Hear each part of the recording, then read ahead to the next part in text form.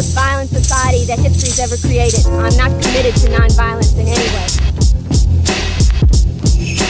Man or woman who hates communism the most, that is to say, the man or woman who knows the least about communism, is the man or woman who wants to know the least about communism. That is to say, snakes are my enemies.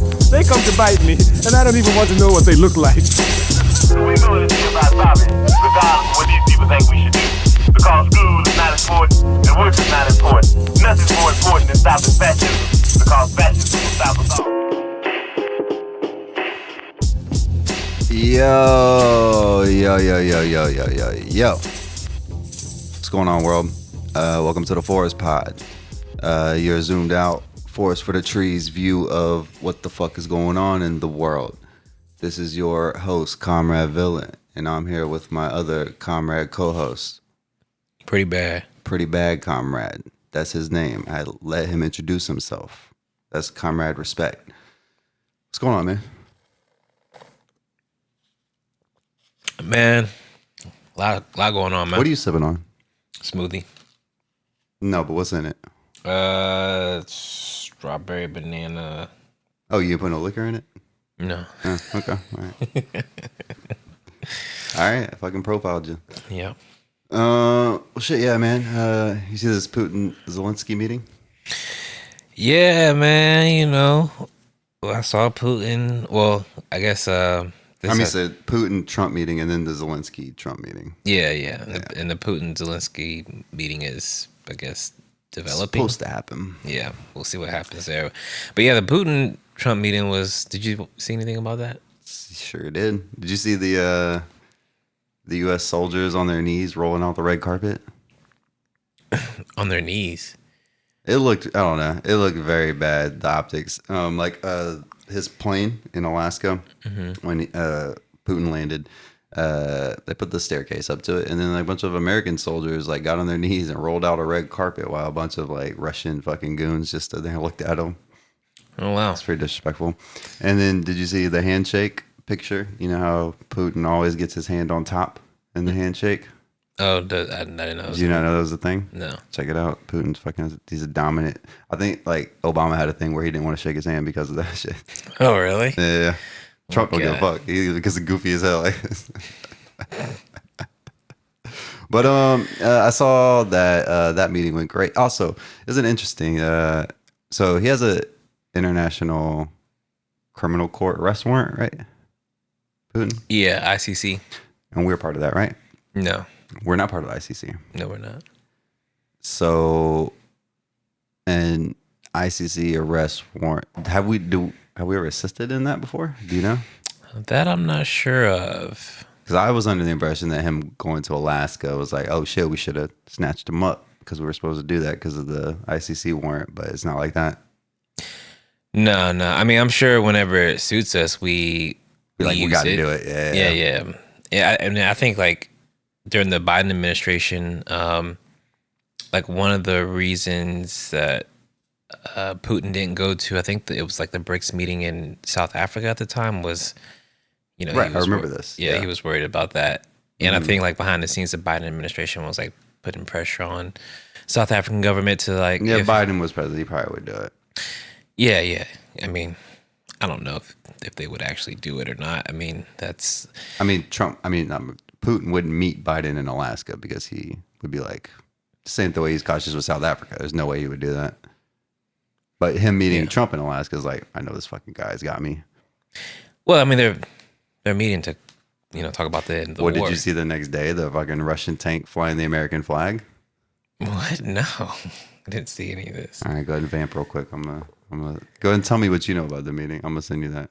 Oh, well, I mean, I don't know a ton about it. I mean, my understanding is the meeting was basically to bail Trump out because he had made this ultimatum in the war in this amount of days. I forget what it was, 50 days, 60 days, something like that. Taco Trump. Trump always chickens out. It means his deadlines don't matter. Right. And then so there was all this pressure for Trump to do something. And this is where you heard people like Lindsey Graham and others talking about like secondary sanctions. I think we talked about that a little bit. Yes, you did. The secondary sanctions. I remember that. So this was sort of like a way for Trump to bail out of having to do that, because if they didn't want to have to do secondary sanctions because that could potentially hurt the American economy. We'll compound the fucking tariff troubles. Exactly. Which we should talk about. But anyways, So this felt like a way to say, okay, well, he's talking to us now. We're trying to negotiate it into the war, so we're not going to do any of that secondary sanction stuff or anything else for now. So that's kind of what my understanding of why they met. Well, it seems like optics wise, at least, all right, this is what Democrats would have you believe. Trump is, he's in the pocket of Putin. Fucking, I still believe that the Russians probably got some compromise on him, but no, they don't. I don't know, man. They got compromise on everybody else. There's no evidence of that. We have to be. But that's the whole point of the compromise. If there was fucking evidence, we would know, and they wouldn't have leverage. What I'm saying is, there's nothing that Trump has done suggests that Putin has. You don't. If he's compromised, you don't go to war with him. He put sanctions on Putin's economy. He exacerbated the Ukrainian proxy war. He sent lethal weapons to Ukraine. First administration. Yeah. I mean, that's not something that somebody who's compromised does. I don't know, but that was the first administration where he still had the old guard in? This is his administration. And this administration seems like it's all Trump. Did you see, all right, Zelensky, for example, got called out by that reporter for not dressing properly the last meeting. So this time he wore a suit. Yeah. That same reporter was like, oh, I noticed you wore the suit. Oh, good job, buddy. He's like, yeah, you wore your same. Yeah, I was like, oh, that's fucking ridiculous. This is fucking stupid as shit. Yeah. He's in a fucking war. Who gives a fuck with the, anyways. I don't know. This is Trump's administration, and it seems like they've been all as far as the negotiations, from what I'm hearing, he's saying, Zelensky, you're gonna have to give up a bunch of shit. Zelensky's like, we have to at least start negotiations where we are right now, like where the front is. And I guess Putin wants more. Trump's like, yeah, give him more. Is that your understanding? I mean, I really don't know. I don't know what they're asking Zelensky to do. I mean, this is the reality. The Russians are winning the war. They are going to win the war. Yeah. It's over. It's just how much longer. This is the first time I've seen Zelensky, again, the fact that he capitulated and wore a suit almost seems like he sees the writing on the wall. I think he's like, look, man, I don't know if there's going to... All right. Pause. No cam. I got to play this clip real quick because it fits perfect into this conversation. Okay. This is from the meeting between Zelensky and Trump. This is a clip that includes some guy on TikTok. I guess it's a TikTok video. But the shit that he says, he sums it up very fast. So I'm just going to leave it in here. But let's watch this real quick. We're going to pick up right after this. Okay. All right, so President Trump just alluded to the fact that if the United States had an excuse, we would not hold an election in 2028. He said to Zelensky, quote, during the war, you can't have elections in Ukraine, so let me see 3.5 years from now, if we happen to be in a war with somebody, no more elections, that's good. It is not normal for the President of the United States to voice support for any scenario in which the United States would not have elections. We've had elections in World War I, World War II, the Civil War, the War of 1812, the Cold War, the Vietnam War, the Korean War, the War on Terror. Do I have to go on? The United States doesn't cancel elections. In Ukraine, they have a parliamentary system where the opposition and the party in power agreed to suspend elections. They happen in parliamentary systems. They do not happen in America. Trump is not going to be the first president to ever cancel an election. Take a listen to this and tell me it's not ridiculous that the president of the United States is saying this. So you say during the war you can't have elections. So let me just say 3.5 years from now. So you mean if we happen to be in a war with somebody, no more elections. Oh, that's good. I wonder what the fake. You like this idea? No, this is like. All right. First of all, I just want to say, he acted like he had never heard of this idea before. Like it's just brand new to him. Huh? Wait. Well, hold on. What are you saying? You're saying if you're at war, you can suspend it? Like, huh? Ain't that some shit? Did you hear this, guys? wonder what the fake news media is. Like, that was wild. So I don't, as dumb as this fucker is, there's no way this is the first time he's thought about that. So that was, I don't know. He's also goofy, so it makes sense that it sounded weird when he like tried to play it off. But yeah, he was saying, hey, man, if you're at war, you don't need elections. So I think Zelensky's like, hey, man, I think Trump might be here to stay. I think I'm kind of fucked. Nah. He's fucked because they're losing the war. Well, no, he's why. betting, or he was betting on the next Democratic president comes in, goes right back to supporting Ukraine and fuck Russia. Because it's crazy. We're in this a place now where the Democrats are the ones who fucking hate Russia. Right. Republicans seem to not give a shit anymore. Some of them, like Tucker Carlson, are like, yeah, Russia's cool. Trump, I think he's, even the compromise aside, he's like, man, these are my business partners. He's always fucking done business with the Russians. Whenever he had Trump hotels back in the early days, I mean, it's not proven. The Russians supposedly laundered money through that shit. Maybe not. Probably. He's a terrible fucking businessman. He has a casino that failed. I don't know if I've ever heard of that before. Other than in Vegas, whenever he had like a whole bunch of casinos, some of them were gonna fail. But like casinos don't fail. He's not a good businessman. I think he was laundering money. That's how some of his real estate projects worked. Sure. It wouldn't surprise me at all. So I mean, that right there is some kind of leverage. But I mean, look, he's the president of the United States.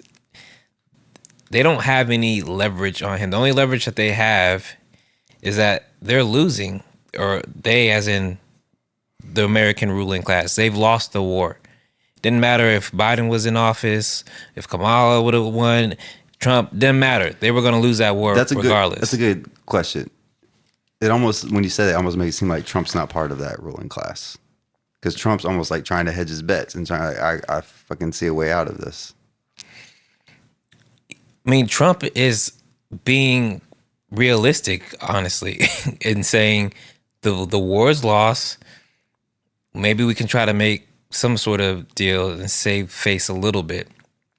So, I mean, the Democrats would have probably just kept fueling a losing war. 1,000%.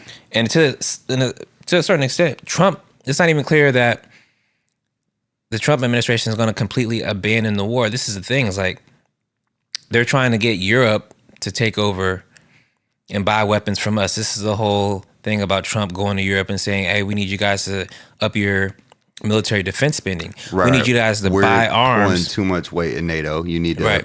Yeah, you guys can fight Russia for us. Or if y'all want to fight Russia, great. Buy weapons from us. We got to worry about China. I mean, the thing is, like, they don't. I mean, he's trying to push it off onto Europe because it is a European problem, honestly. Well, I mean, yes. I mean, it's also our problem. I mean, we started the war. Well, yes, but like NATO is also Europe too. Yeah, but you know, it's the United States. Yeah, but like it's the edges of the empire, which is like on expanding Europe. It doesn't really matter to us over here.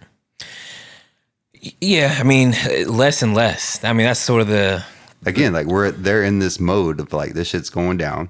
We're like gathering resources, almost getting our shit together. Like you said, like I'm talking about Trump and the ones that have bailed on the neoliberalism. Right. They're like, hey, I see the writing on the wall. We're going to try to do whatever. We're reeling it in a little bit. Again, I was telling Van earlier today, it's like it's crazy when the populism of fascists and socialists overlap. Right. And this is one of those. It's just so weird, man. You got Russian tanks flying. Did you check your signal? Look at that. Watch that video. So the day after, I'm pretty sure it was the day after the meeting in Alaska, Russian state media released this video of a Russian tank rolling around Ukraine with the Russian flag on one side and then the American flag on the other side. Wow. So if you're Zelensky, again, I'm pretty sure that's a big deal. Like you can't just fly another country's flag on your shit. Especially in a war. I imagine if I was a military person who gave a fuck about rules of engagement, this is a pretty big fucking deal. But essentially, it's just like, hey, look, guys, It's over. Ukraine, it's over. America's got Trump and MAGA forever now. Don't bet on the next Biden. It's over. Yeah, I mean, I think it's less of that. I think it's real hard realities on the ground. They're looking at what's directly in front of them. The war is lost. The front lines are breaking down. Trump is trying to find a way to save himself, basically, because he doesn't want to be in the war, but also he feels like he has to do something. So this is what the negotiations are about. Well, you even saw the clip of the negotiations earlier. They mentioned, like, are you also going to help Ukraine out even if they agree to these Russian terms or whatever? And he's like, yeah, we'll do something for them. Yeah. Yeah, I mean, and I think what'll probably end up happening is the war is going to continue because, at first they were trying to negotiate this ceasefire. I mean, that was like what everybody was talking about at first. So let's just do a ceasefire. That's what I was watching earlier. The German, whatever this meeting was, the Finnish president and the German president, for some reason, had a lot of influence. But the German president specifically was like, we got to have a ceasefire. I don't understand. Why would Putin and Zelensky even meet if there's not a ceasefire? The ceasefire is critical to this. Right. Yeah. And basically, the Russians are like, we're not doing a ceasefire. We're winning. Yeah, exactly. So, and a ceasefire, all that's going to do is just give the Ukrainians time to rearm and regather their troops and whatever. And I think when he said we'll do something for them, that got interpreted as somehow NATO weapons or something with NATO. I don't understand how us giving the weapons and shit that we give to, do we give weapons to Ukraine now, right? A whole bunch of drones and shit, right? How, like, is that not NATO giving them weapons? Because essentially Putin was like, hey, after this, like, after the deal is done, the U.S. is not, NATO is not giving them any weapons. Mm-hmm. And Trump saying, we'll do something for them. Is that? Right. They asked Putin or his people about it, and they're absolutely fucking not. So again, the Russians aren't giving a fucking inch on this, and they shouldn't, because this is on their doorstep. Yeah, they're not going to give it. This is they're playing defense here. Right. Yeah. And this is this is why I think Trump understands, like, look, he doesn't have a whole lot of options. Like, he can't be seen as, like, just not doing anything, right? Like, that's weak. Yeah, well, that too, and it's just like, the media, everything, they're going to eat him up. What do you mean by doing nothing? You mean like playing both sides? Well, like, just sort of keep having these dumbass negotiations, these meetings that mean nothing. Capitulating to, like, the fact that Russia's winning the war and just, like, not fueling. He doesn't not fueling the Western hegemony propaganda. Exactly. Yeah. But he's trying to, like, thread a needle. Yeah. Basically, he wants to be seen as doing something while also he understands that, like, it's a lost war. Like you said, they are focused on China. Yeah, and that's where the main focus is. Now, I've heard that some people think that the goal is just to freeze this conflict indefinitely. Yeah, kind of like a Korea situation. Exactly, like an armistice of some sort. Mm-hmm. And then go focus on China and circle back to Russia. If that, my opinion, if that is going to happen, it's not going to happen with the way the front is right now. It would happen once Russia got some more shit. Because there's still more shit that they're, like, saying. They're not saying, like, the line is where we are right now. No, not at all. Yeah. I mean, that's exactly. I mean, that's why Russia is not going to stop. Exactly. So, and because Russia, why would they? Again, they understand that. They understand that what the West is trying to do. The West brought this door to their doorstep, and then what you're supposed to say? Okay, I'll give you half of the country. The West. Well, what the West is trying to do is buy time, and they know that. This is what the negotiations and the ceasefire talk is about. Is like just trying to buy some more time. So basically, they're like, we'll talk. But it's going to be on our terms, and we're not stopping the war. If you guys, basically, the Russian terms are simple. The Ukraine cannot be a NATO base. It can't be militarized with offensive weapons. It has to be a change of government. It doesn't have to be Russian approved, but it can't be like these Nazi fascists in power. Like this is what they call Azov denazification. Battalion. Yeah, so they're on this shit. Like basically, they want to make sure that Crimea's got to go to Russia. That's already gone. That's I mean, done. that's not even negotiable. I'm sure there's I think there's a breadbasket region too. The Donbass is gone. Donbass, yeah. Basically, what they have now, that's gone. That's Russia. They consider that Russia already. Mm-hmm. The rest, But those are the regions that were already heavily Russian at the beginning. Yes, Yeah. and they've captured those. And again, this is not like Russia wanted to take over another country. This is the West trying to use Ukraine to get on Russia's doorstep, and they're essentially saying, "Well, fuck it, we'll take control of Ukraine, so you can't do that." Yeah, that's exactly what it is.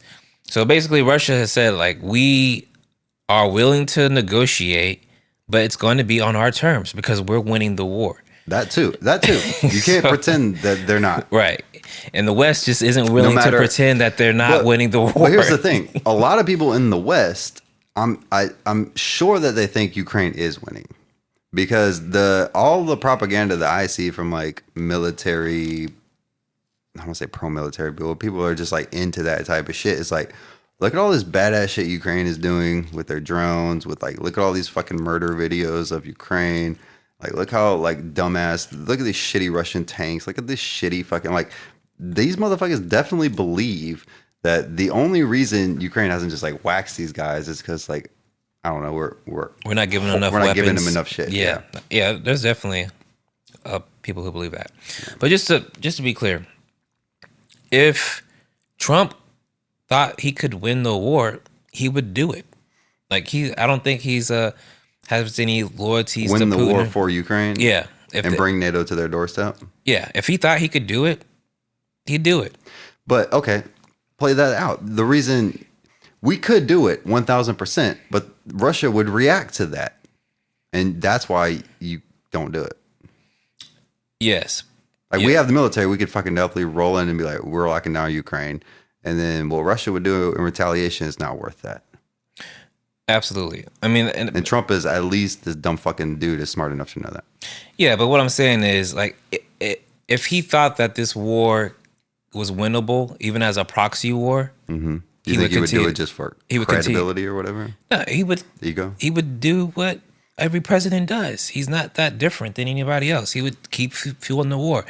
He's just realizing what. You don't think this strain of Tucker Carlson, like Russia's actually cool, is not like, because again, this is the MAGA strain, which he's not like the guy that is in control of the MAGA propaganda. He's the one that like does crowd work as like a stand-up comedian and figures out what they really like and then like plays up on it. But like there's this whole strain of like right-wing, alt-right people are like, Russia's actually cool because it's a Christian theocracy, and there's other like there's certain those things that they like about Russia, like a white Christian theocracy, like right. Pussy Riot, that shit can't happen, but it can happen in America. There's fucking Christian Americans that are like, I like that it can't happen. So I think Trump, I think that strain of the Republican Party essentially is the Republican Party. I don't think there is a McCain Republican Party. I don't think that shit exists. And I think all of them are kind of cool with Russia. I think they kind of look at Russia and they're like, you know what? Good. Again, the Democrats talk about, this fucking dictator. That's their number one thing. Putin's a dictator. I think the right looks at them like, well, if it's our guy, cool. It's working for them. It's their guy. Yeah, I mean, again, yes and no. It's a cold calculation. Like, yes, there is a certain, I don't know, like affinity towards this idea. Like, I think Trump probably like respects Putin as like a strongman leader. I think he does have like some like, because that's kind of how he views himself, right? I'm kind of so I definitely think there's something like that going on. And again, on an interpersonal and the level. fact that the Russians are white, I think, plays into this too. Yeah, I mean that doesn't hurt. That's always a factor. But I mean, what I'm saying is like Trump was just gonna do whatever the establishment already had in motion for the most part. Like just like when he came into office in his first term, the proxy war was already going on. What establishment though? Because all the shit he's done with tariffs like goes against the establishment. What do you mean? No, it doesn't. We've talked about this. Biden was already doing the tariffs. Biden kept all the tariffs that Trump did. No. I'm talking about the new tariffs. Yeah, I mean, That's not the same fucking thing, bro. It is in many ways. There was just a clip. We probably should have pulled that of What is it? Hillary You still Clinton there? saying that she agrees a lot with what Trump's doing. Pull that shit up. We'll play it at the end of the show. But I mean, like, the tariff strategy is, again, this is a strategy for the empire, for the ruling class. Like Scott Bessent used to work on Wall Street under George Soros. I'm not saying the idea of tariffs. I'm saying let's do these broad tariffs and calculate it based on our trade deficit. I don't think anyone is arguing for that, right? No. Of course not. I mean, I'm not saying Even that Steve Bannon's like, bro, what are you doing? That's not the point I'm making. I'm saying the broader point is it's about trying to manage and save the empire. And they're on agreement. Maybe they don't agree with every detail of how it's done, but they agree with they're both trying to using save the empire. the economic Like you influence said, one that- is still trying to do neoliberalism. I don't think the neoliberalism aligns with fucking those tariffs that he just did, this administration. Yeah, again, there's been a shift because both parties understand that the U.S. is in decline. We've deindustrialized. Even in the last administration, the Jake Sullivan, the national security advisor under Biden, gave a speech where basically he repudiated neoliberalism, saying that, we offshore too much of our industry. Now we're vulnerable. So, I mean, this is something that they understand. Again, all right. Say they're switching.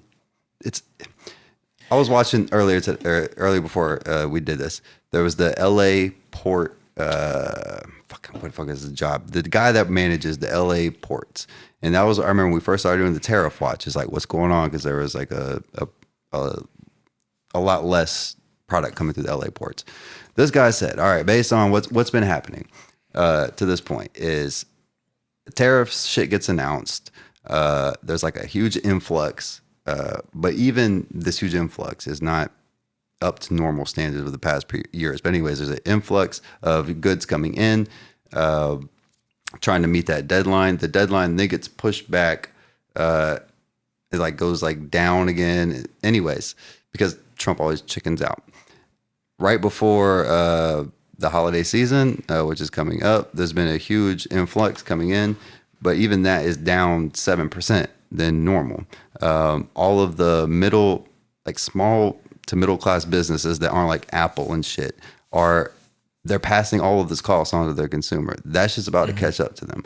I think we're about to see a huge fucking impact from these tariffs in like the next couple months. Like it's finally about to like. Okay, I understand that. But what's your point? My point is that's not the same strategy that even not even neoliberals, even Democrats that have given up on neoliberalism want to do. That's not like, let's target these tariffs to build our auto industry. I don't think Trump is fucking. It sounds to me like you're saying like Trump's some kind of calculated guy that's making some kind of decisions like this. And I don't think he fucking is at all. I don't think he is. The people around him. What establishment? Like the Heritage Foundation? Yes, all of them. Steve Mirren, his chief economic advisor, Who's that? I don't know that guy. He's the one who's basically been writing the tariff policy. Okay, is he from? And he's the one that Trump just nominated to the Fed chair, that empty spot that just opened up. Not the BLS, it was to the Fed chair. Yeah, I think it was a Fed chair spot. But yeah, he's basically the architect of the tariff policy. So I mean, look, basically all I'm saying is Trump is not some deviation of the status quo, is my broader point here, as it pertains to Russian policy, as it pertains to tariffs. Obviously, there's some idiosyncrasies there, and some weird things that he's doing, but it's not a complete departure from what the Democrats are doing. It's my broader point. No, you know what? I'm fucking getting caught in the weeds. Honestly, you're giving the forest zoomed out perspective right now. It's not that much different. It's really not. And I don't know. I hate getting bogged down on like every little thing that Trump is doing, as if you know, like the Democrats would be doing something completely different. I feel like if I don't highlight how he's doing it is wrong, even though I agree with what he's doing, then people might accidentally be like, you know, Trump knows what he's doing. JD fucking said this is good. You know what I mean? Right. I don't like that. But yes, tariffs ain't a bad idea. Isolationism is not a bad idea. Some of these things that he's doing is not a bad idea. But like the way that he's doing it, I highly disagree with. And there's no other leftist policy behind it that usually goes along with all of these things. So I hate that he gets I hate populism. I think I just hate populism. Well, I mean, the criticism that we should be making is the reason that Trump and Biden and the Democrats are supporting this tariffs is because they're trying to maintain the empire. They don't want to reel in their donor class. They don't want to discipline Wall Street. Right. Those are options. They don't want to pay people more. So this is the way that they try to maintain the status quo, is tariff policy and sanctions. And they're both doing it. Obviously, they're doing it a little differently, but the goal is the same. It's to save the ruling class. But then you got ICE. And then deporting all these people that are, I've seen multiple, I know this is like a stereotype at this point, but like recently I've been seeing more and more of them fucking like white farmers. Like, man, we can't fucking find nobody. Americans don't want to do this goddamn job. Right. Yeah. Like that's like shooting yourself in the foot. Yeah. So when you say like there's like an establishment that has influence over this fucking man, I don't know. Stephen Miller doesn't give a fuck about none of that. He just hates fucking Mexicans. So he don't give a shit. Yeah, I mean, but that's been, immigration has been a sort of a powder keg for a long time. So, I mean, that's... Actually, that kind of ties into the Reconstruction notes, which I should get into because we're fucking deep into the episode. Let's take a quick break, and then we'll do that.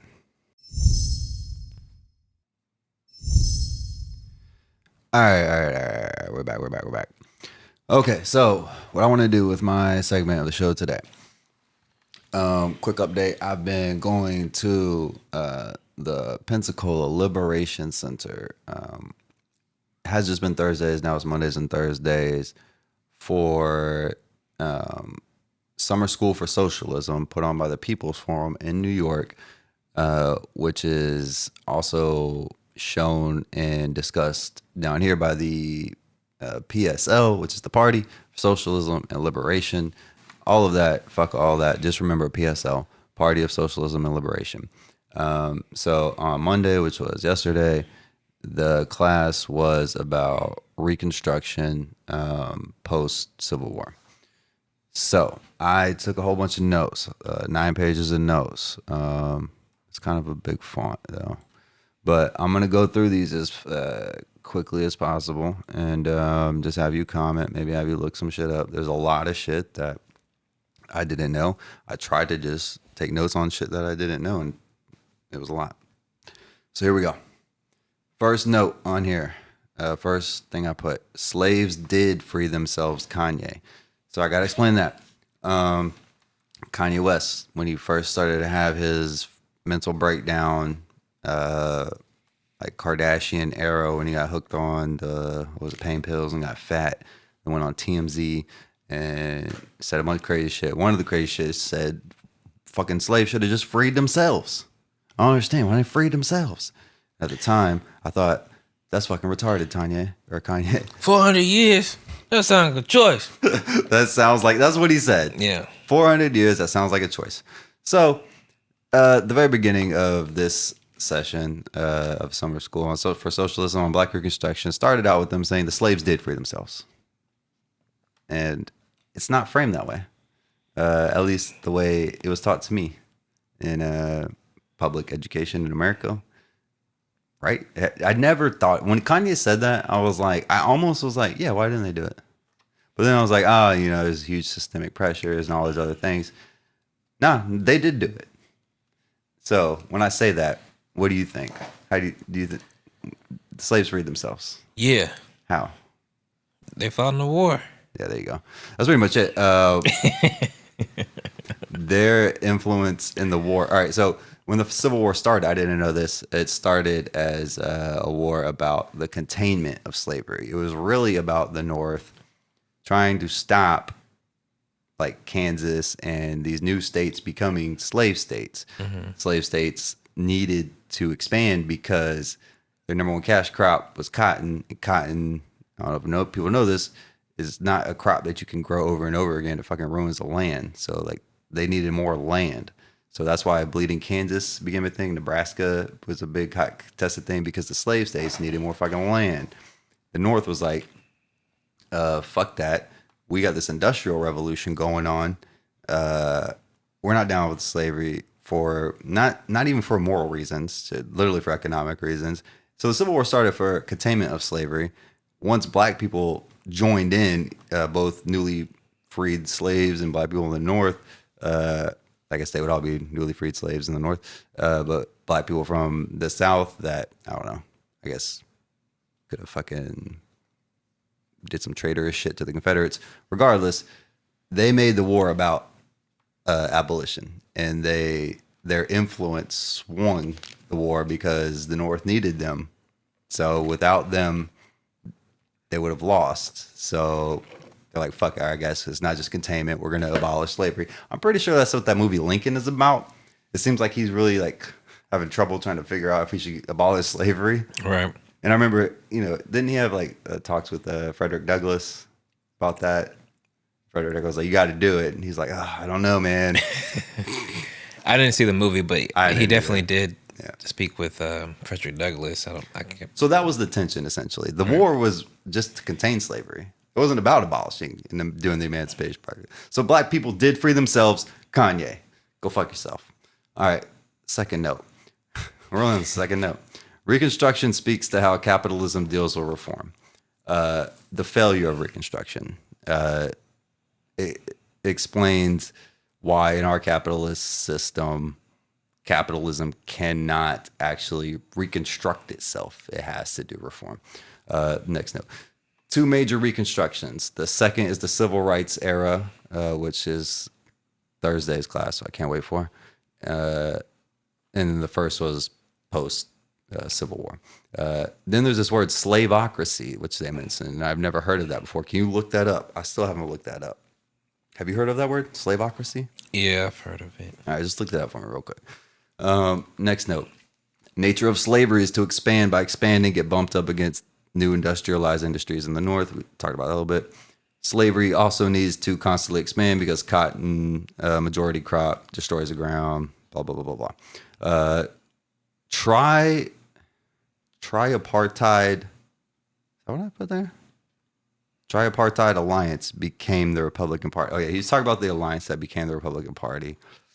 Can't remember who those three major things were. I think I'll put it later. Did you find slaveocracy? Yeah. What is it? It refers to a society or system where slaveholders hold significant political and social power, particularly in the context of the pre-Civil War American South. Okay. So I guess it's just the slaveholders. It's a way to define who has the power specifically, I guess. Right. All right. Wall Street Alliance became the Democrats. So there was like this tripartite alliance between the Republican Party, which I know this is confusing for people. The Republican Party was the ones that was on the side of the slaves. The Democrats were on the side of the ex-slave owners. Wall Street and someone else decided to align with the slave owners, and that became the Democrats. And then the Republicans, and I want to say white working people. Hold on, maybe I'll put it later on. Anyways, there was a two major party system, just like where it is today. This was also part of the reason Reconstructionism failed. It's a key point to take away, but we'll get to this. How will newly freed black people be integrated into society? That was the question after the Civil War. There were achievements of Reconstruction. The Freedmen's Bureau, you ever heard of them? Yes. What is that? I didn't look it up. I kind of know what they did, but it Yeah, was- I don't know. I don't have a good definition for it. I know they were just responsible for a lot of the programs, after specifically slavery. for black people Black after people, the Civil War. freed Yes. people. $5 million was spent on education for black people because they could not go to school before. And it seems like a little bit, it's probably a lot back then. I didn't do the inflation numbers. Many HBCUs, historically black colleges or universities, were founded or financially aided by the Freedmen's Bureau. So that's cool. Because, again, they couldn't go to school.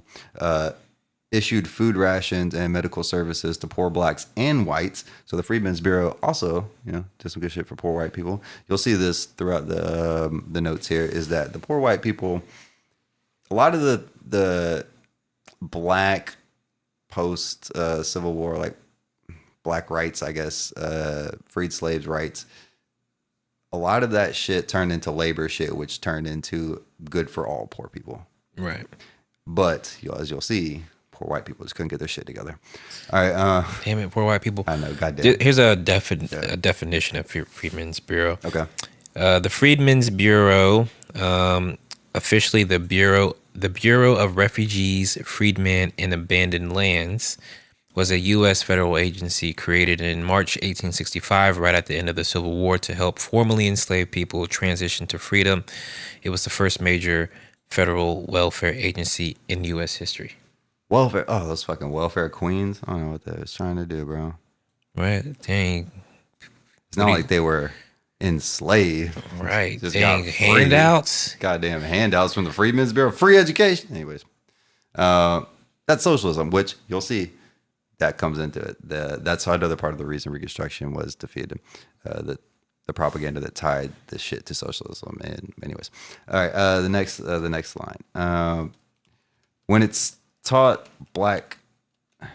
Oh, when I guess the history is taught. Black people are the passive recipients of all these benefits of the Freedmen's Bureau. So I think she was saying, like, when we're talking about the Freedmen's Bureau in school, which she was like, it's crazy that most of us aren't taught about it, but even when we are taught about it, it's almost like black people were just like passive recipients to all this government program was just built for them, when really they built it after they freed themselves to give it shit to themselves. Right. The next note, black people intervening in the Civil War, enforcing the abolition of slavery, changed the stakes from containment of slavery to abolition. Black people freed themselves. Kanye, Candace, had to throw Candace in there because I know that bitch fucking put that idea in his head. The next line, the Union Leagues, Union Leagues organized by black people became places of discussion for heated debate on important but controversial topics / politics. So, unions did not allow black people. So post Civil War still didn't allow black people. And so black people created their own unions, and that's what these union leagues were. And they essentially became like, you remember like the term salon? I think it's like a European thing. It's like a salon here is like a hair place, but a salon used to be like a place where people used to go to discuss political shit, like a pub. A pub is a public. It's like a place for the public to go and discuss political shit. So the union leagues, organized by freed black people, created these spaces because they had to figure out what the fuck we're going to do. Right. Again, they freed themselves. They're in charge of their own destiny here. It's also a place to plan boycotts, which is crucial. And also provided voter registration for newly freed black people, which is also crucial. 1868, huge year for Reconstruction. Huge. Had to do that. Fuck Trump. Constitutional conventions. So, all right. How are Confederate states to rejoin the Union? The Confederate states that lost the war to get back into the Union had to rewrite their constitutions. So they all had all these states had constitutional conventions to rewrite their constitution, but it had to be written in a way that would get accepted by the Union, essentially.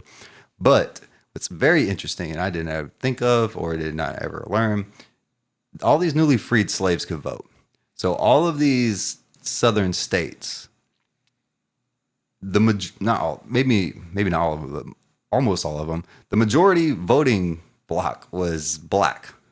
So the delegates that were elected to go discuss this, how to redraw the constitutions, they were elected by black people. So a lot of great things came from these state constitutions from southern states post Civil War. We'll get to that in a second. Many former slaves were elected delegates. 61% of South Carolina delegates were black. Again, this is right after the Civil War. Right. That's fucking crazy. 50% of Louisiana's were black. 40% of Florida's were black. That's fucking wild. And then she said, not all skin folk is kinfolk. Mm-hmm. I heard her say that. I can't remember what she was referring to, but I love that. I immediately thought of Killer Mike. Yeah, she was talking about like representation. Yes. Okay, exactly, which makes sense. Right. And then my next note, Killer Mike looking at you. Fuck Killer Mike. Next line. Poor newly freed. It's not like it says poor newly freed. Impoverished, newly freed black people were tasked with electing delegates that would be good for the working class in general. Because again, there's newly freed slaves. So when they're like, what's best for us? It's like, what's best for the workers? And that just happens to be good for everybody. Poor white workers too. Yeah. Georgia had no public school system pre-Civil War. Post the Constitutional Conventions, they had a lot of public schools apparently. So there's one thing that, again, if you're going to a public school or you're sending your kids to a public school, say thanks, Obama. Let's not play with that. Say thanks, Reconstruction era black Facts. folks. Big facts. Recognize. I don't understand why we went renamed all these fucking schools after Confederate. I mean, I do. Anyways. Right. Integrated schools in Louisiana. So Louisiana always had integrated schools. It's in their constitution. Isn't that wild? Didn't even know that. I did not know that either. Many state constitutions ban bullshit like poll taxes.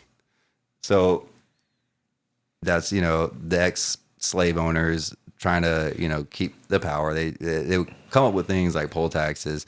And actually later on, you'll see that poor white people didn't even care if white people could pass the poll taxes or were illiterate. They were just like, still shouldn't be able to. Anyways. All right. Most states had a moratorium on debt collection. Post-slavery, I don't know. There was some kind of down period, before, I guess everyone was like, damn, I guess we really lost, huh? So a bunch of slaves worked that whole time. And you should, oh wait, hold on. I'll get to, actually, that's a different thing. The moratorium on debt collection is essentially all these people are free now. Give them time to establish themselves. This is the other one. The Alabama had something in its state constitution that let newly freed slaves demand payment for unpaid labor post Emancipation Proclamation. So after the Emancipation Proclamation, if your state was just nah, you're still a slave, or your slave owner was, from that date to whenever, I don't know, this happened in the state constitution in Alabama, they had to pay these people their unpaid labor. Mm-hmm. It's pretty wild. Yeah. Alabama? I need my back pay, bitch. Reparations. Many states shifted the tax burden on the rich class, specifically taxing unused land to disincentivize land hoarding and make more land available for the people. Big time socialist policy right there.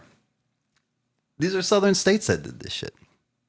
The homestead laws were originally created to protect poor whites from having their land taken by the state. I don't know if they were created by or put in the constitutions, or why even put that in here. The next line, South Carolina women got the right to divorce their husbands. So there's all these these other progressive things that happen. Again, just coming out of black people trying to get rights, the ripple effect. Right. Women in South Carolina were like, we can divorce our husbands now, which again, it's pretty crazy to think that wasn't allowed. Right.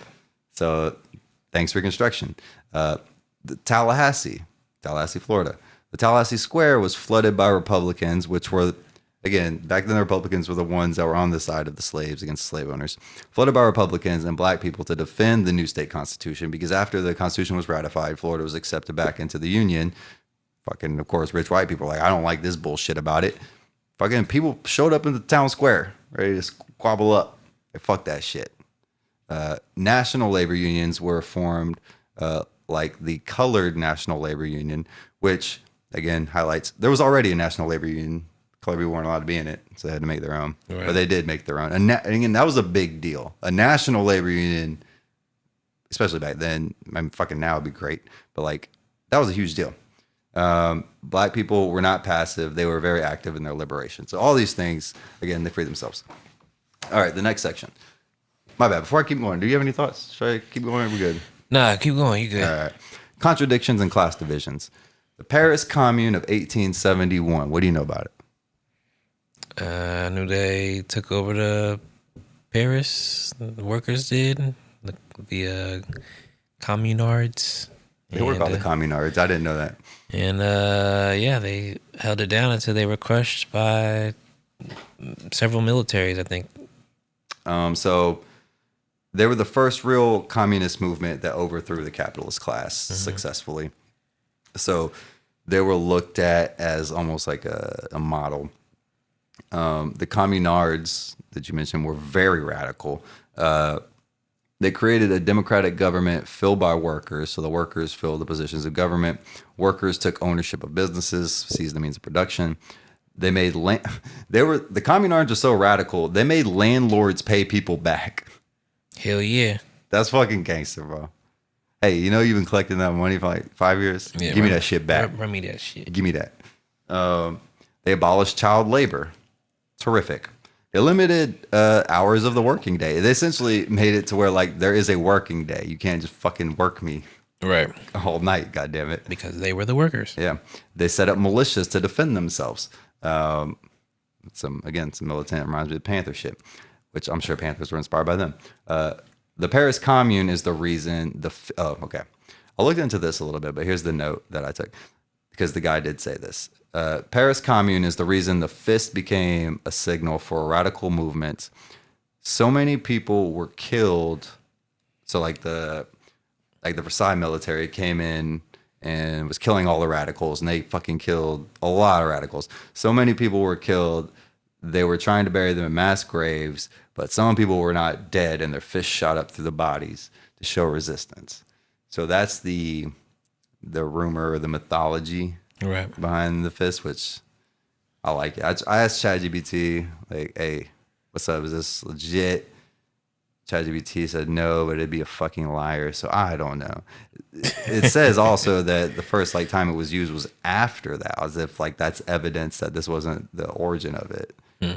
It just says like there's no direct evidence or citations, but that's the idea behind it. And even if it's not true, it seems like a lot of people heard that and were like, yeah, fuck yeah. 'Cause that's pretty gangster. Get killed, bodies on you. Nah, fuck that. Shoot my hand. Reconstruction in the U.S. Reconstruction in the United States was linked to communism and the Paris Commune. So the ex-slave owners were essentially trying to tie all these changes that were happening in Reconstruction South in America to the Paris Commune as if it was a bad thing. Like, look what all those fucking radicals did over there. They specifically, here's one example. Have you ever heard of the Chicago Fire? You heard about that? It's like a huge Haymarket? fire. I think that's it. Yeah. You hear that, like, again, another myth is like a cow kicked over a lantern or something called the Chicago Fire. Have you heard that? Maybe I'm thinking about a different one, but no. So well, I mean, I did. I think I got to that part actually. I thought the Haymarket was like a riot thing. That was like a maybe I'm labor thinking movement. about. Yeah, it might be Yeah, that was something a labor different. movement. The Chicago Fire was just like a big ass fire that burned down the fucking whole city of Chicago. Because we used to build our whole cities with wood back in the day. Like the LA fucking burnt down because they built a lot of wood. Realized that was dumb. Anyways, ex-slave owners tried to tie the Chicago Fire to anarchists and say like, oh, these European anarchists are coming over here to burn our cities down and fucking redistribute everything, and just propaganda, essentially trying to say all of these good things as we would see them are actually bad things because it's Europeans coming over here fucking with our way of life almost. The next note, not only were slaves taking power, they were taking jobs. Oh, okay. Not only were slaves taking power, they were taking jobs like sheriff and postmaster, which pissed off former slave owners because a former slave sometimes would come to arrest them with the full weight of the law behind them. So you're a slave owner. Your slave gets freed. Your slave gets a job as the sheriff, and then you break the law, and then your slave comes to arrest you. They did not fucking like that. So it wasn't even just the idea of them being free. It was the fact that they got these positions of power with authority behind them that fucking Confederate racist white people were just like, we do not like this. Strikes became big during Reconstruction, which, again, the labor movement was also very strong in this time. There's a lot of talk about after slavery, wage slavery is the next thing to get rid of. Right. I think later on there's a note in here where some fucking poor white people will argue that slavery was better than wage slavery because at least the slaves were taken care of. On some fucking Ammon Bundy, what's that his name?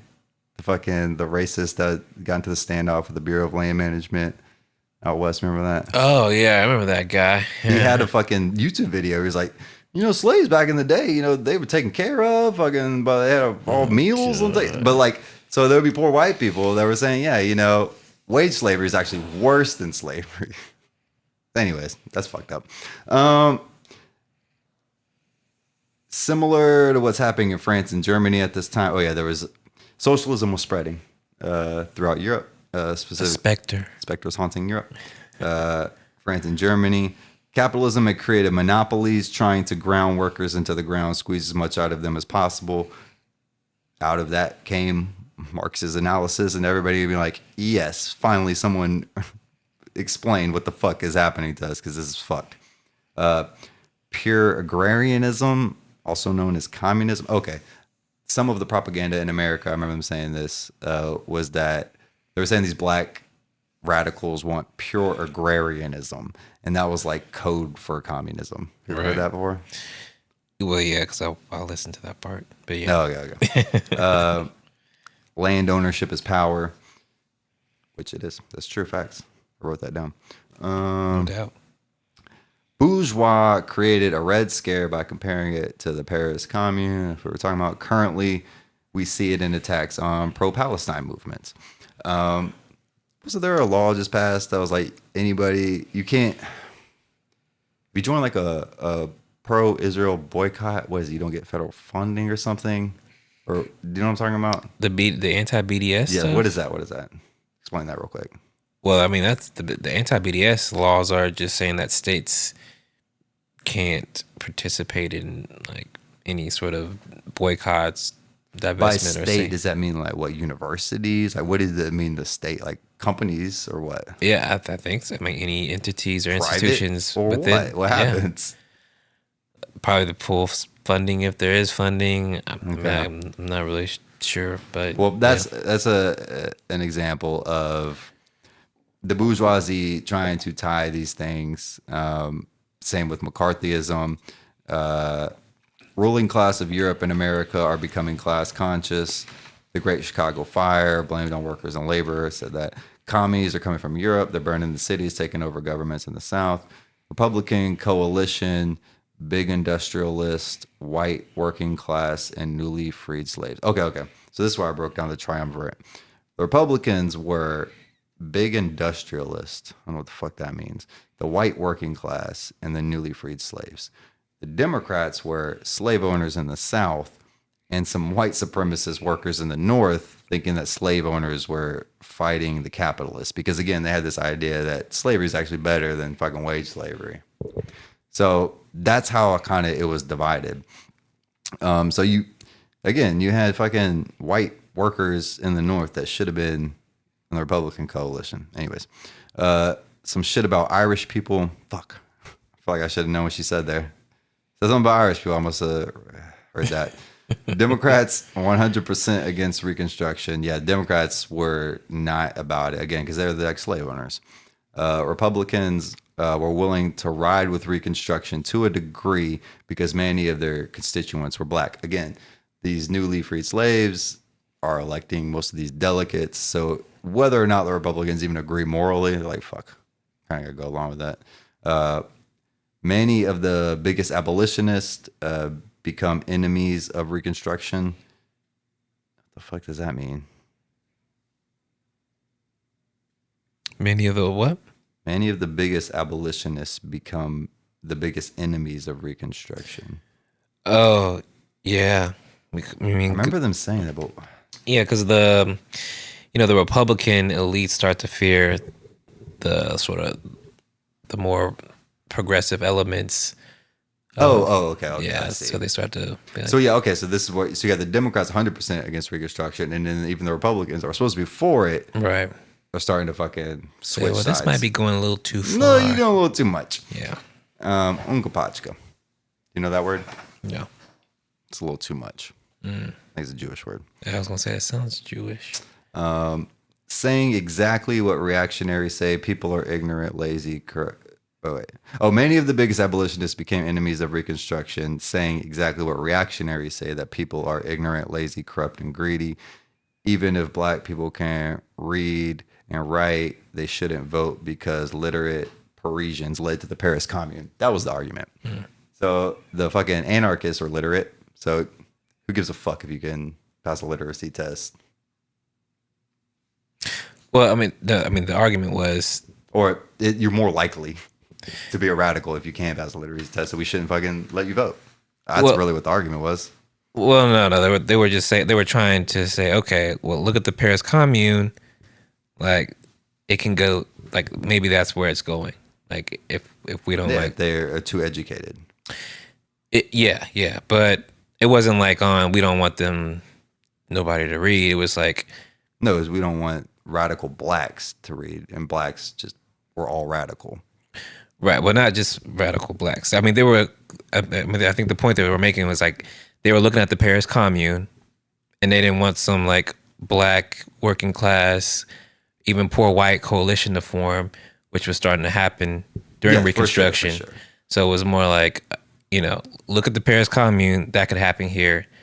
Yeah, but they were talking specifically as to why, because the argument was like we need to have poll taxes. They're like, who gives? Because if you have poll taxes, it's supposed to have less black people voting.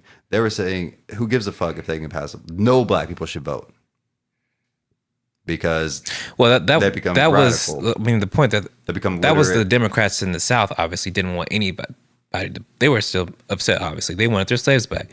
Yes, that was the but Democrats. in the But South. the Republicans, well, I mean, that point is saying that even the people who were supported abolition started to be concerned about it being too radical, and that they were saying, "Well, look what happened with the Paris Commune.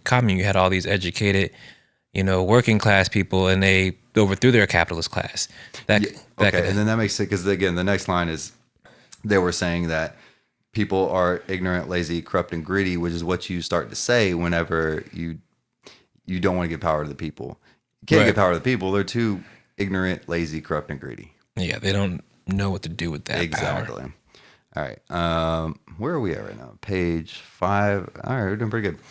It's page 6 out of 9. All right. So why did Reconstruction fail? What's your guess? I have to guess. I watched some of the video. You watched the whole thing? Not all of it, but I watched, I don't know, like All right. Well, shit. All right. the Shouldn't 40, have sent- 45 minutes. Should have never sent it to you. All right. But I mean, I kind of already knew anyway. I didn't. So this is new to me. This is the notes that I took that I was like, oh shit, that's why. In Europe, socialist movements sweep across Europe post the Paris Commune, all various contradictions introduced by this interplay. Get to that in a second. It's part of the big problem.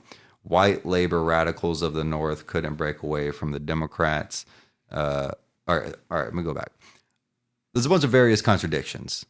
That is why the working class could not align to actually do proper revolution and reconstruction. Those contradictions were white labor radicals in the North, who again, they're weird on that wage slavery shit. The freedmen of the South couldn't break away from the Republicans, because even though the Republican Party was the one that represented the freed slaves, they didn't want to. And black people didn't fucking like Republicans, but there was two parties, and the other one was Right. Democrats. So they were kind of tied there. Almost all unions barred black people from being members to the labor competition of newly freed blacks. Poor white people have these unions. They're like, look, man, fucking, I don't know if you realize survival in America is tough. Yeah, they're free, cool, but we're looking out for ourselves. They cannot join our union. So, black, again, all these workers should be uniting at this time. Right. And the white people are like, no, fuck that. Again, we're crabs in a barrel out here. There was an all-black shipyard union and co-op created in Baltimore, which I never heard of, which is pretty cool. Hold on, let me go back up. Poor white workers did not have the right to vote, which, because it was like a landowner thing, right? Remember? Yeah, I'm pretty sure you had their own property.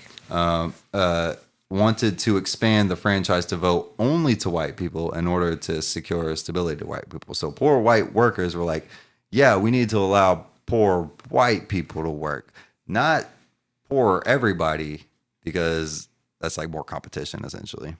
Again, it's like fucking, it's like you're so bought into like capitalism.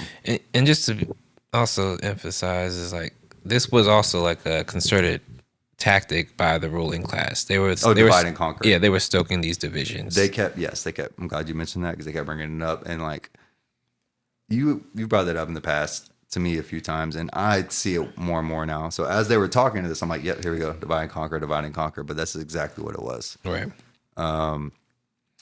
So labor competition caused contradictions that could not be resolved and tanked Reconstruction from being successful.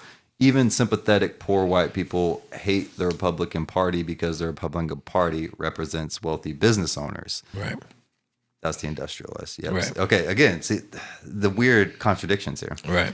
Labor unions wouldn't give assurances like the right to vote, redistribution of land, and other issues critical to blacks in the South, so they couldn't come together. So even if the black labor union wanted to team up with the white labor union, the white labor union wouldn't be like, we guarantee you get the right to vote. Right. So they couldn't. They wouldn't advocate for No. there were no black Like, issues. you can join us, but like for our shit. Right. Yeah. Victoria Woodhull. She was important. I do not remember why. Do you know who that is? She was an early communist. It was in the video. I know. Like, what do you remember what they said about I her? did. I think that might be around where I stopped. Okay. So I know she was like a Marxist and a Yes. communist. But yeah. Most leftist radicals in the U.S. are coming from Germany and do not view abolitionists in a good light because ... Oh, I didn't fucking write anything because why? I guess I didn't type fast enough.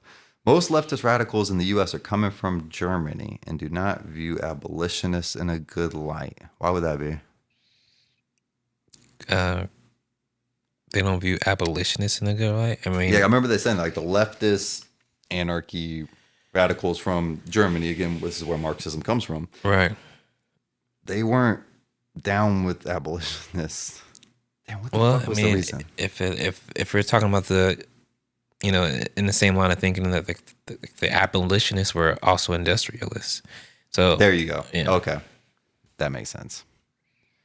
So, okay. Again, another contradiction where Right. people can't get on the same fucking page.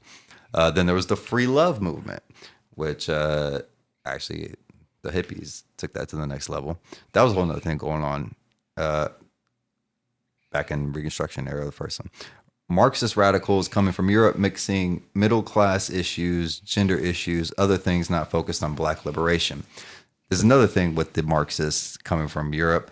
They were like, yeah, like there's other things too, like, women and I don't know, middle class fucking people. right. And like, who gives a fuck, bro?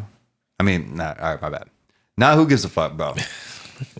But come on, man, now's the time to get on the same fucking page here with black liberation. And again, like we talked about earlier, because all these black liberation things have the positive effects for these other things that they want. Right. So really, I guess the moral, get on the page with helping oppressed people. It's going to be good for you. Stop fucking to try to divide it up with the social identity shit. Third party movement, the Labor Reform Party. Okay, I remember this. They wouldn't commit to protecting newly freed slaves in the South, which is why this third party option, again, they're in a two-party dynamic with the coalition's not even wanting to fucking be part of the parties that they're part of. So you'd think, okay, workers create a new third party.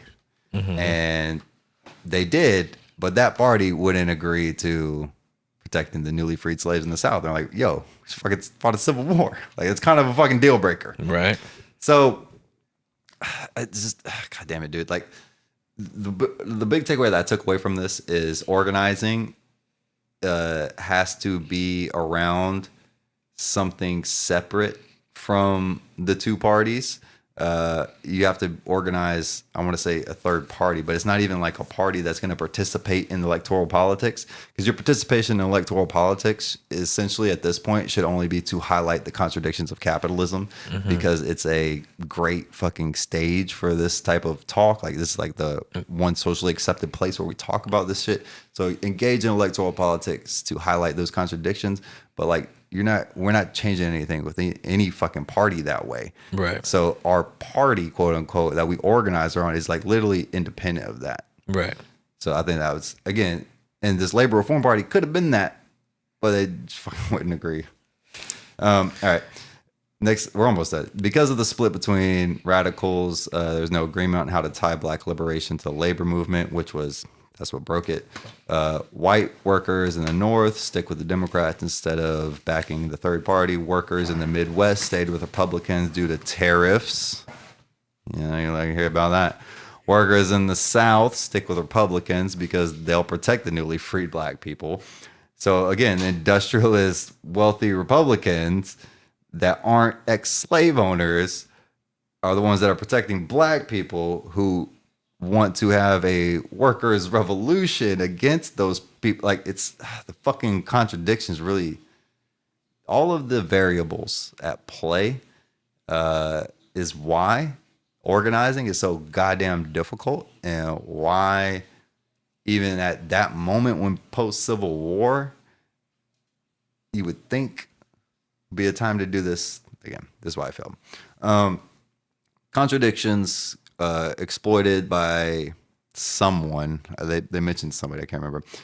These contradictions were exploited by someone to stop and roll back Reconstruction, not like the national movement that broke up the two major political parties, the Whigs, that was one of them, prior to the Civil War and Emancipation. So prior to the Civil War and Emancipation, there were two major political parties, one being the Whigs. That shit blew up because there was a national movement. I'm assuming that means the National Abolitionist Movement. So they did break the two-party system. The Labor Reform Party was supposed to do that, but couldn't get on the fucking same page. Reconstruction was not defeated, though. Okay. Silver lining. Reconstruction was not defeated. It's an unfinished revolution. What do you think about that? That's a fire-ass quote.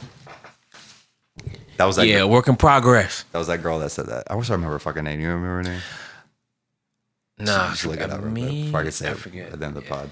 But yeah, like she had I have a couple of her quotes here at the end that were fucking like on point, and that's one of them. Like, hey, Reconstruction, you can look at it as like it failed, or you can look at, again, like we talk about this, revolution is a constant struggle. There were some gains with the state constitutions. There was things that we've learned. Again, this is just, revolution is longer than what you want to squeeze it into, and anyways, Absolutely. just because revolution doesn't succeed doesn't mean it's a failure. She said that. Okay, I highlighted this, and you actually, when I sent you a few of these things, this is one thing you pointed out.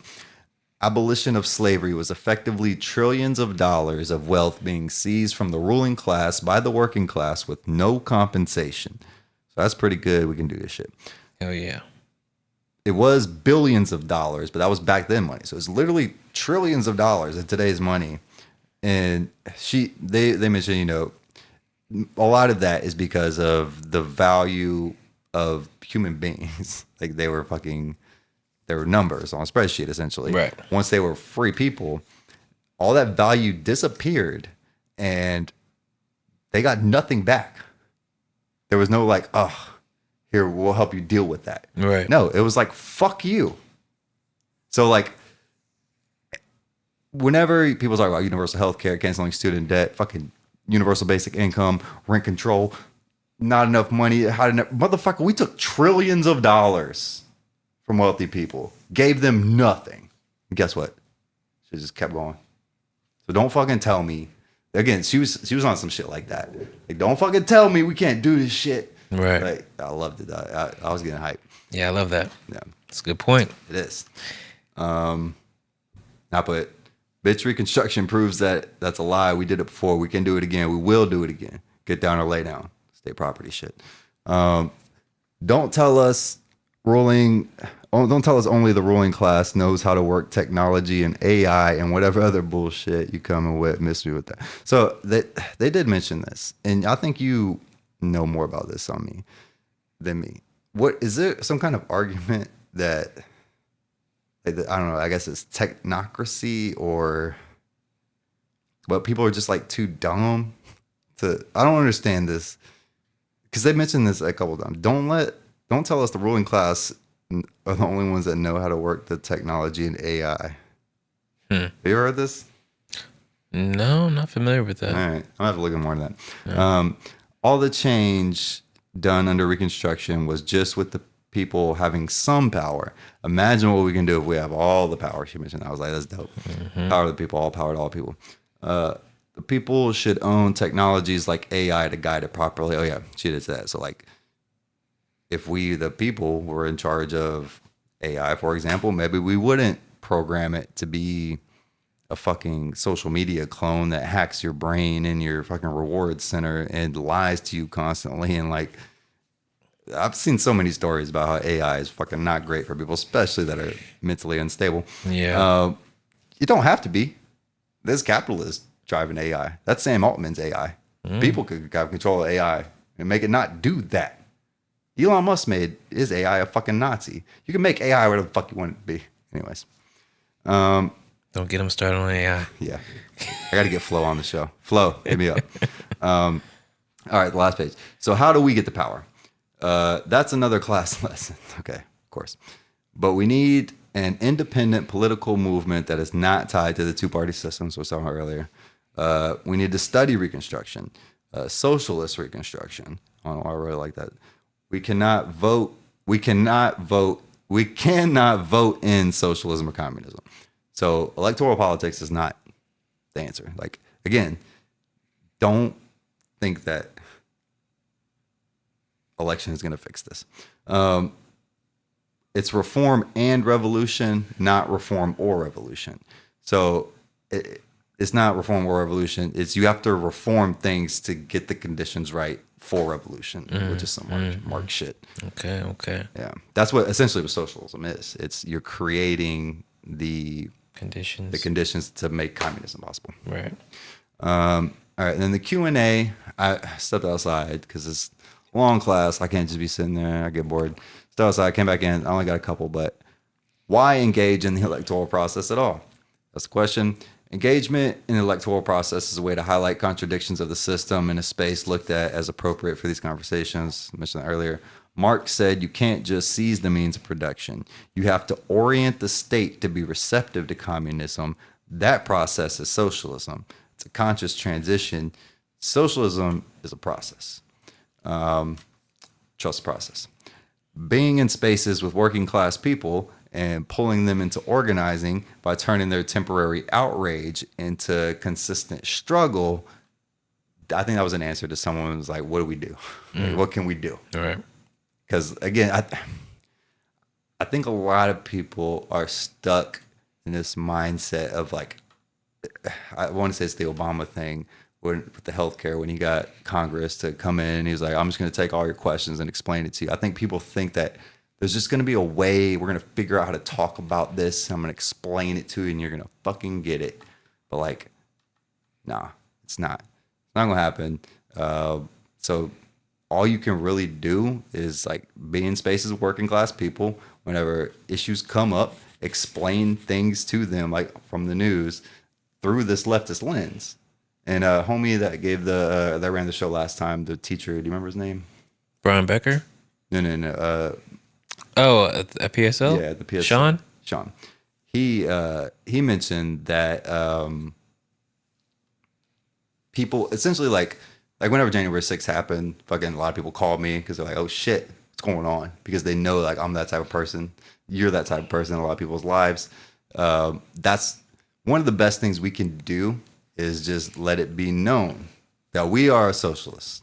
Right. I don't give a fuck whatever you believe about socialists. I am a socialist. So when shit happens, hopefully you will, in your mind, be like, I know a socialist guy. Let me see what they think about this. Because you probably have a fascist guy. You're not thinking about that. You think, I got a Joe guy. Let me think about what he thinks about this. If we are even in the option for them and they reach out to us, that's the best thing we can do, is just explain to them what's happening. Because if in those moments they are receptive to being activated, and it turns their temporary outrage into consistent struggle. Like, that's the key. Like, when people reach out to you about this shit and you explain it to them, I guess the next step would be like, this is what you could do about it. I don't know, come to a fucking meeting. They had a school board meeting tonight about ICE. I wanted to go to about kind of. Oh, really? Yeah. Oh, wait, I did see that. They posted that. Yeah. Because, I guess Escambia County schools do not have any guidelines for what to do when ICE shows up, which I'm assuming they're going to be like, come on in. You want to get Jose? I'll get Jose for you. But, like, there's other counties that have guidelines that are like, because they can't. I can't hate saying that, too. Because earlier I was watching some guy talking about Trump can't get rid of mail-in ballots. That's in the Constitution. Motherfucker, they can do whatever they want. Right. Like, where people decide to take a stand on this shit and like force the issue, because you can still force it through courts and you might lose, but like, this is one of those places like we have to be like, yo, you need guidelines. I just can't just fucking show up and we can't just like roll out the red carpet for them. Right. So that was that. So shit like that, like getting people that are mad about George Floyd to go to something like that. That's one of the biggest things we can do. Exactly. Good point. And then the last couple things here. Everyone is aware there is a ruling class. Question is how to fight them. It's the Bill Burr shit. Organization and praxis. Luigi. Sorry. Free Luigi. I don't know why I wrote that, but at the time I was like, yes, these are the two things. Organization and praxis. We need this. PSL canvassing technique, similar Mamdani. Oh, yeah. Sean was talking about when they did canvassing, I want to say for the mayor, it's called. The way they did it was like, not, hey, who are you voting for? Hey, what party? Hey, blah, blah, blah. They were just like, hey, what are you concerned about? What do you care about? And it reminded me of those Mamdani videos where he was like walking around NYC and was like, hey, what would you care about? What's going on in New York? Right. What a coincidence. Fucking I want rent control. I want free busing. And he was saying that a lot of people were very receptive to that approach. Makes sense. Yeah. So It's disarming. You're not. yeah, and it's also, again, it's if you frame it outside of the two party, again, Right. we're not fucking with either party. Right. Period. So our organization, I almost don't even want to call it a party because I think it kind of fucking confuses things. But it's like separate. It is a party, but it's like it's a party that's like we're not going to get our means through fucking elections. Right. We're just trying to explain people why we need to stop doing that shit. But yeah, all right, that's it, man. That's all my notes. What are your thoughts? Cool. Great notes. Yeah, covered a lot of ground there. Yeah. I mean, I definitely, I didn't watch the whole thing. I think I got like 45, 50 minutes in. But yeah, I mean, I definitely learned some details that I wasn't familiar with, as far as Reconstruction and just how much of it we take for granted. You know, public schools, you know, the fact that they were able to take control of like the South Carolina legislature and the fact that we're not taught, again, like it's crazy to me that we're not taught that black people freed themselves. yeah, I mean, that's It's pretty crazy. yeah, I feel like that's, I mean, I remember knowing, of course, that black people fought with the Union in the Right. Civil War. Right. I don't know, there's just no emphasis around like how important that was. Yeah. But also, like, we don't learn about like slave Well, we're not told rebellions. that the Civil War started out as just containing slavery. Again, Right. we're talking, everyone got on the same page and realized slavery was bad. Well, yeah, No. The white people in the North really didn't give a fuck. yeah. And It was trying to preserve the Union, right? I mean, well, it was there. The industrialization of the North was they were able to have like productive agricultural shit without slaves. right. So they were like, We don't. your competition essentially. right. You're getting free labor. Fuck that. Right. Yeah. We want that. Labor. So again, it's not about states' rights. It's not even about skin color. It's Right. literally about slavery. The shit was about slavery, guys. Right. It was about slavery, and like there was different aspects of this shit. So I mean, but it was about slavery, but also not in the way that sometimes it's portrayed. It wasn't like Correct. like a moral That's what I mean. calling. Yeah. no, it was an economic issue, Exactly. Yes. Which we show with contradictions is why organizing is so hard, and even when people should their economic interests align, they can't fucking get on the same page, man. It's frustrating. You take a pessimistic view, but again, you can also be an optimistic view. That girl, I can't remember her name. Or I'm gonna look it up. Put it in the notes. She was like, the speech was broken now, or the lesson was broken down into two parts. There was a guy and a girl. The guy, he was dropping all these facts, and they were just like, damn, that's depressing and sad that this happened. She was like, let me tell you about some shit you didn't know that was fucking actually great about this shit. And lessons that, not lessons that we can learn to use today, but really just like, we've done shit before, we can do it again. Like, that's the lesson. Right. We took trillions of dollars away and gave them nothing. We can do it again. Yeah. And we made all these reforms, and it passed 2 constitutional amendments. The Yep. 14th and 15th Amendment, which are still very important amendments today. I forgot what was in them. I think they talked about it a little bit, but what was the 14th Amendment? That was the slave one, right? Was that the prison one? No, the that's the 13th Amendment 13th. was the one that That's right. a lot of people still You be can- basically enslaved. If you're a prisoner, If you're a you have no prisoner. rights. Let me see. Hold on. But there was a lot of progress made that we take for granted today, and I feel like sometimes we just don't Okay, shit. appreciate that. Go Let me ahead. run through them real quick. 14th had a few things. The citizenship clause. Yeah, which that was it. That's one I was we're about thinking to get about. rid of. Yeah, yeah. See, I mean, but that's the point I was making. Like, it's important to this day. Yeah, We're Anyone and we born don't realize that came from the Reconstruction era. you're right. Fuck no. Yeah, We assume that that was the first thing. Yeah, if you're born here, you're from here, right? right. No, that was way later. Yeah, The due process clause. We didn't even have due process until that point. right. Equal protection clause. That's the race thing. You can't. And I think that gets expanded and becomes like gender and disabilities and everything too. Right. Sex. Representation. Reduce representation for states that deny adult males the right to vote. Because again, poor white people couldn't even vote. Right. So there's a punishment for that. Disincentivize it. Disqualification barred former Confederates from holding office unless Congress removed the restriction. Swag. Fuck them. Public debt. Declared Civil War debts of the Confederacy illegal and void. We ain't paying you shit. That's what I'm talking about. 15th Amendment.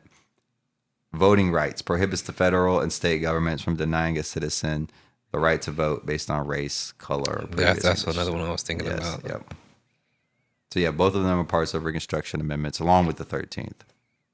Yeah. Yep. So very important. Came from the Reconstruction era. So I mean, these are basically, these are amendments that shape our democracy till this day. So Still yeah, contested issues. yeah, well, yeah, but I think it's just important to remember, like, this was like a 10-year period, and Yes. and how much change happened in such a short period of time. And all of the positive things were done in the name of labor. Yeah, All of them. So guys, come on.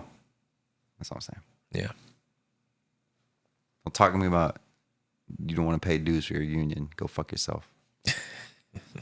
All right, man. This is pretty long. yeah. That's good. This was good. Any final thoughts?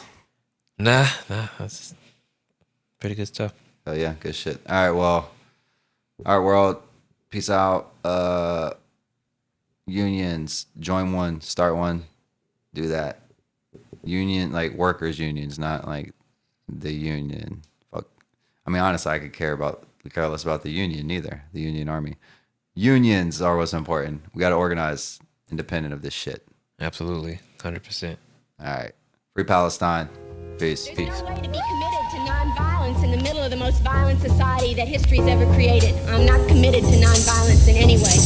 The Republican Party and the Democratic Party are beholden to the interests of monopoly capitalism in this country. The capitalist European and North American powers have carved out and taken the timber, the flax, the hemp, the cocoa, the rum, the tin, the cotton, the iron, the rubber, the bauxite, the slaves, and the cheap labor. They have taken out of these countries. These countries are not underdeveloped, they're overexploited. Liberals are, at times, allies. At times, they're unreliable allies. So I don't want to just whitewash them. You've got to proceed quite cautiously with liberals. The man or woman who knows the least about communism is the man or woman who wants to know the least about communism. That is to say, snakes are my enemies. They come to bite me, and I don't even want to know what they look like. What's happened in here for the last 4 years?